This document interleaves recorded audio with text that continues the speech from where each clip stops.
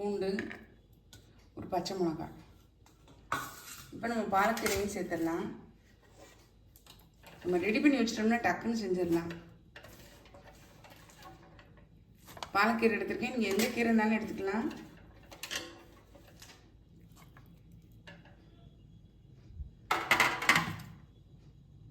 நம்ம இப்போ தேவையான அளவு தண்ணி சேர்த்துடலாம்.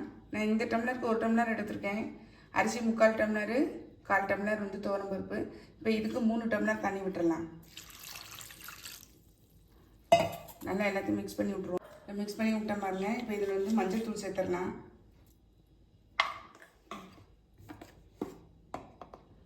சாம்பார் பவுட்ரு அல்லது வந்து குழம்பு மிளகாய் தூள் வந்து ஒரு 1/2 டீஸ்பூன் சேர்த்துக்கோங்க.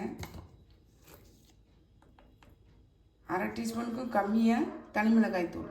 இது எல்லாத்தையும் மிக்ஸ் பண்ணி விட்டுறலாம். இது கூட வந்து உப்பு சேர்த்துடலாம்.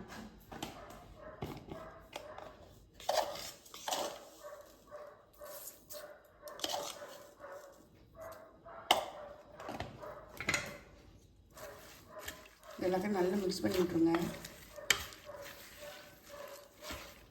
இப்போ வந்து அடுப்பை ஆன் பண்ணிவிட்டு நம்ம வந்து மூடி வச்சிடலாம்.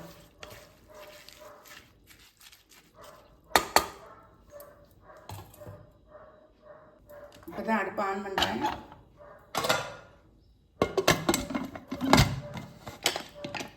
ஒரு 2 விசில் விட்டு 2 3 விட்டுடலாம். குழைவாக வேணும்னா 3 விசில் இல்லைன்னா 2 விசில் விட்டு இறக்கிடலாம். அடுப்பில் கடாய் போட்டு எண்ணெய் விட்டுருக்கேன். கடுகு தாளிச்சிடலாம். கருவேப்பிலை,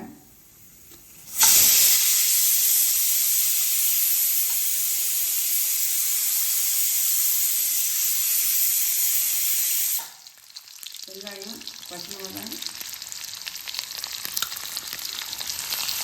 வெண்டைக்காய் கட் பண்ணி சேர்த்துக்கணும். எந்த காய் பொரியல் பண்ணாலும் நல்லா இருக்குங்க இந்த கீரை சாதத்துக்கு. வதங்கட்டு காமிக்கிறேன். இட்லி ஊற்றிடலாம்.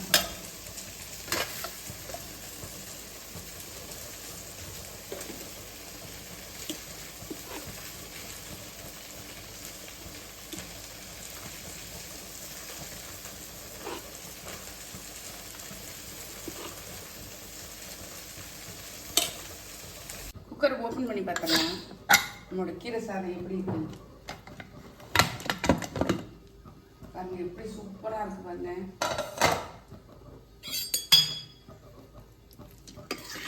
செம்மையாக இருக்கு. உங்களுக்கு நல்லா குழைவாக வேணும்னா நல்லா இப்போவே வந்து லைட்டாக வந்து மசிச்சு விட்ருங்க.